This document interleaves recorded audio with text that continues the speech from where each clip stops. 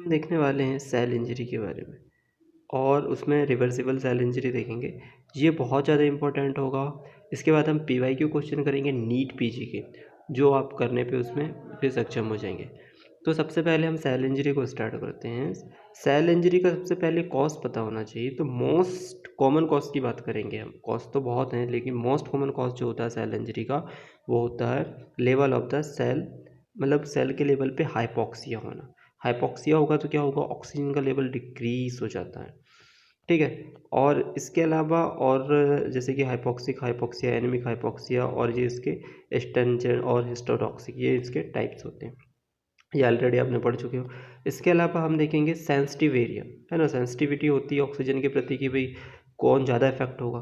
तो सीएनएस में जो न्यूरॉन्स होते हैं ना, वो मोस्ट सेंसिटिव होते हैं। अगर ऑक्सीजन कम हुई तो उन पे ज़्यादा इफेक्ट होगा। इसके बाद कार्डियक सेल्स आती हैं सेकंड नंबर पे। उसके बाद स्केलेटल मसल्स होती हैं। इसके बाद फाइबर्स, और सबसे कम सेंसिटिव होता है ना, वो फाइब्रोब्लास्ट होता है। तो ये सारे क्वेश्चन इंपॉर्टेंट है। इसके अलावा मैं बात करता हूँ कि एक्सट्रीमली सेंसिटिव एरिया कौन से होंगे। तो वो बोलते हैं all territories of the brain, सब endocardial tissues and watershed area in the intestine, जिसको हम ग्रिफिथ पॉइंट भी बोलते हैं या स्प्लेनिक फ्रैक्चर बोलते हैं।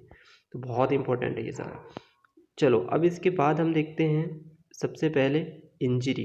ठीक है। इंजरी में सबसे पहले आपको इस डायग्राम पे क्या शो हो रहा होगा कि नॉर्मली क्या होता है। अगर नॉर्मल कंडीशन में देखेंगे तो उसमें क्या होगा, ब्लड से क्या आएगी, ऑक्सीजन, और ऑक्सीजन से क्या होगा, माइट्रोकॉन्ड्रिया पे ऑक्सीडेटिव फास्फोराइलेशन के द्वारा ऑक्सीजन कन्वर्ट हो पाएगा किस में, मतलब ऑक्सीजन की हेल्प से एटीपी बन पाएगा।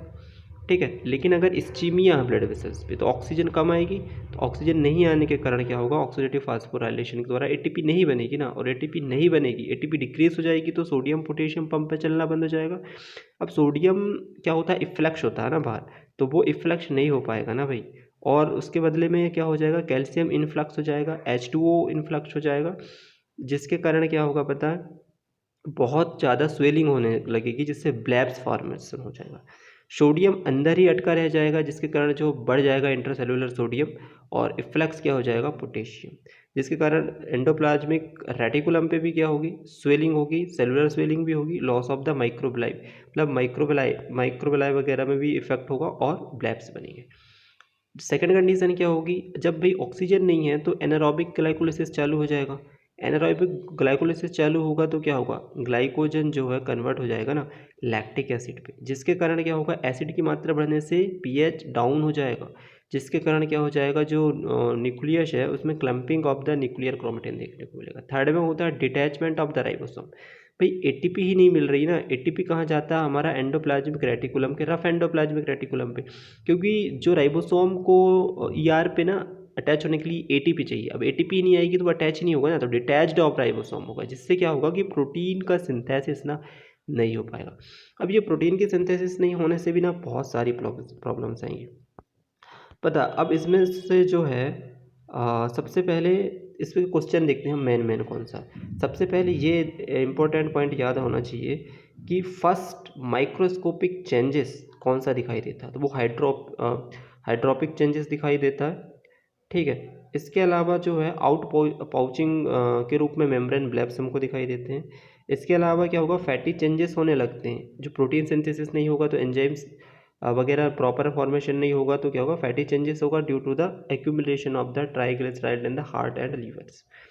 ठीक है। इसके अलावा क्या होगा, जो एटीपी डिग्रेडेशन होने के कारण क्या होगा, डिक्रीज एक्टिविटी हो जाएगी स्मूथ एंडोप्लाज्मिक रेटिकुलम की, जिसके कारण जो होगा ना मिसफोल्डेड प्रोटीन का एक्यूमुलेशन बढ़ने लगेगा। ठीक है। और इसके अलावा एक पॉइंट आता है माइलिन फिगर। ठीक है। तो ये बुक्स में आपको इसका डायग्राम और हिस्टोलॉजिकल स्लाइड दिखाई देगी। ये क्यों होता है, due to the excess H2O in the cell, a part of the membrane from the cell organelle और द सेल मेम्ब्रेन कर्लिंग हो जाती है upon it cells appear as the spiral structure known as the myelin figure.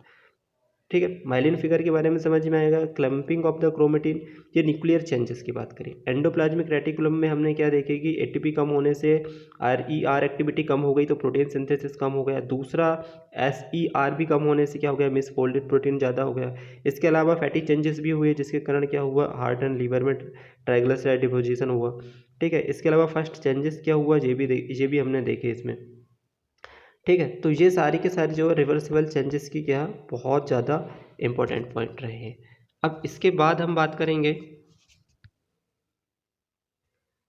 NEET PG के question की। तो देखो पहला NEET PG का क्वेश्चन आया था कि what is the first changes in the cell injury, तो वो होता है माइटोकॉन्ड्रियल डिसफंक्शन। ठीक है। सेकंड क्वेश्चन आया था which is the first morphological changes in the cell injury, तो ये नीट पीजी का क्वेश्चन था जिसमें इसका आंसर है सेलुलर स्विलिंग और हाइड्रोपिक चेंजेस। थर्ड क्वेश्चन आया था नीट पीजी का what is the composition of the myelin figure, तो इसका आंसर था primarily made up the phospholipid and the minor presence of the calcium.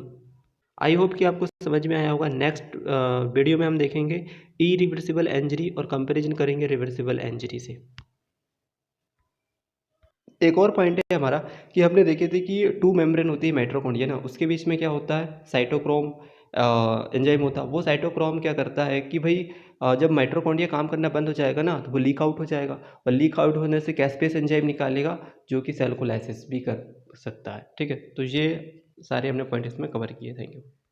दूसरा पॉइंट है माइलिन फिगर के बारे में। माइलिन फिगर को हम और भी कंसेंट्रिक लेमिनेशन भी बोलते हैं। Myelin figure are the seen in the reversible as well the irreversible injury, दोनों पे देखने को मिलता है। More myelin figure are seen in the irreversible cell injury.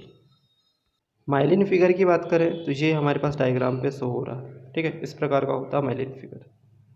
हम पे लिखना तो इस प्रकार से हम मैकेनिज्म ऑफ सेल इंजरी देख सकते हैं। ठीक है। जैसे कि और भी कुछ पॉइंट ऐड कर सकते हो, जैसे कि मैंने बताया था साइटोक्रोम जो टू मेम्ब्रेन के बीच में होता है उससे कैस्पेस निकलता है और वो एपोप्टोसिस कराता है। इसी प्रकार से जो है फ्री रेडिकल इंजरी में इतना याद रखना है कि देखो एक होता है नॉर्मल ऑक्सीडेटिव फास्फोराइलेशन, जिसपे क्या हो रहा था कि ऑक्सीजन एटीपी में कन्वर्ट हो रहा था, है ना, मतलब ऑक्सीजन की प्रेजेंस में एटीपी बन रहा था। बट इसमें क्या होगा कि माइटोकॉन्ड्रियल में ही डिसफंक्शन है, जिसके कारण क्या होगा कि एबनॉर्मल ऑक्सीडेटिव फास्फोराइलेशन होगा। मतलब ऑक्सीजन तो होगा बट वो क्या किस में कन्वर्ट हो जाएगा, फ्री रेडिकल में। क्यों? क्योंकि डिसफंक्शन है माइटोकॉन्ड्रिया पे। ठीक है। इस प्रकार से फिर बहुत सारे फ्री रेडिकल बनेंगे और फिर उसकी सेल मेम्ब्रेन हो या न्यूक्लियर हो या साइटोप्लाज्म है, सभी को डिस्ट्रॉय करेंगे।